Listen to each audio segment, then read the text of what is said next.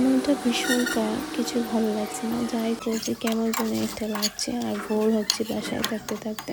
তাই ভাবলাম একটু বাইরে যাই ঘুরতে, ঘুরলে হয়তো মনটা ভালো হয়ে যাবে।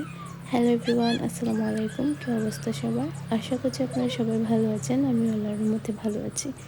আসলে আজকে ২ দিন ধরে আমার একদমই ভালো লাগছে না। কেমন একটা যেন অদ্ভুত ফিল হচ্ছে। তো আপু বলছে যে হয়তো বাইরে ঘুরলে ভালো লাগবে। তাই আর কি আমরা একটু ঘুরতে গেলাম আমাদের বাসার পাশে, বেশি দূর না, একটু সামনে। আর জায়ান একটু অসুস্থ ছিল, তাই ওকে প্রথমে ডক্টরের কাছে নিয়ে গেলাম। আর হালকা অসুস্থ ছিল, তাই ডক্টর খুব তাড়াতাড়ি ওকে চেক করে দেখিয়েছিল। তারপর আমরা গেলাম, আর আমরা পার্কে যেতে চেয়েছিলাম প্রথমত।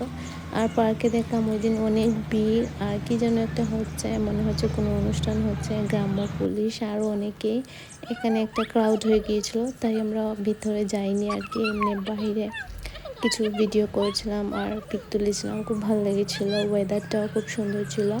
আর এখন তো শীতকাল, এমনিতেই ভালো লাগে এই সময়টা, মানে একটু রোদ ছিল আর ভালো লেগেছিলো আর কি। আমরা একটু ভিডিও ক্লিপ নিয়েছিলাম, আর যারা অনেক মজা করছিল, দুষ্টুমি করছিল। আর ওখানে দেখলাম নতুন একটা ক্যাফে হয়েছে, আর খুব সুন্দর একটা মানে জায়গায় ক্যাফেটা হয়েছে আর কি। নতুন এই ক্যাফেটা পার্কের একদম পাশাপাশি ছিল, আর অনেক মানুষ সেখানে ছিল। কারণ পার্কের পাশেই ক্যাফেটা ছিল বিধায় অনেকেই খাবার এখান থেকে নিয়ে পার্কের মধ্যে ঢুকেছিল। ব্যাপারটা খুব ভালো লেগেছিল। আমাদের এখানে অনেক ইমপ্রুভমেন্ট হয়েছে, মানে ফার্স্ট জেনারেশন আমাদের যারা ছিল তারা তো অনেক কষ্ট করতে হয়েছে যে কোনো জিনিসের জন্য, আর ডে বাই ডে এটার জন্য ইমপ্রুভ হচ্ছে। এরকম হলে তো ভালোই, আমাদের জন্য ভালো, তো আমরা দেখলাম আর আমরা ওখান থেকে চলে আসলাম, কারণ ওখানে অনেক বেশি ক্রাউড ছিল। আর জায়ান শুধু বায়না করেছিল যে ওখানে যাবে, কিন্তু আমরা আর যেতে চাইনি, কারণ একটা মানুষ ছিল খুবই ঝিলঝিলে করেছিল, তাই আর কি যাইনি।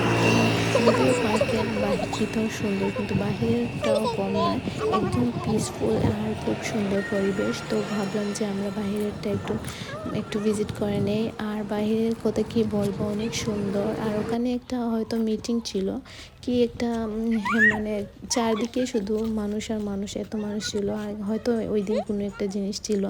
এখন যেহেতু নির্বাচনের টাইম, তো তাই আর কি আমরা অত শত বুঝেছিলাম না। তো তারপর আমরা বাসায় চলে আসলাম। বাসায় এসে আমরা খাওয়া দাওয়া করলাম, আর বিকেলের দিকে ভাবলাম যে চা খাই, আর চার সাথে বিস্কিট খেতে ইচ্ছে করছিল না, তাই আমার ছোটো বোন রুটি বানিয়েছিল, পরোটা যাকে বলে। আর ওর হাতের পরোটা অনেক সুস্বাদু, আমার অনেক ভালো লাগে। ও যখনই মানে ফ্রি থাকে আমি ওকে বলি যে পরোটা বানিয়ে ফেলো, চার সাথে খেয়ে নেব।